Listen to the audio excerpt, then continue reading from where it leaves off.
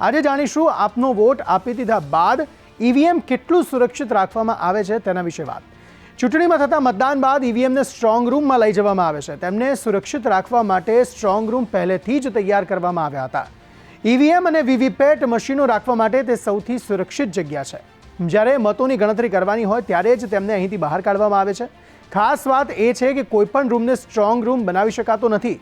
તેના પોતાના ધોરણો અલગ છે. તે રૂમ એટલી ઊંચાઈ પર હોવો જોઈએ કે વરસાદ કે પૂરનું પાણી સરળતાથી પહોંચી ન શકે.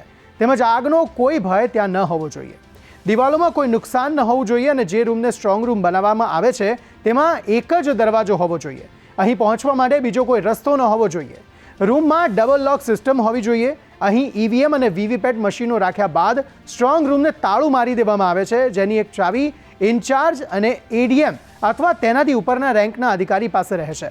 સ્ટ્રોંગ રૂમની સુરક્ષા માટે 24 કલાક સીએપીએફના જવાનો તૈનાત રહે છે.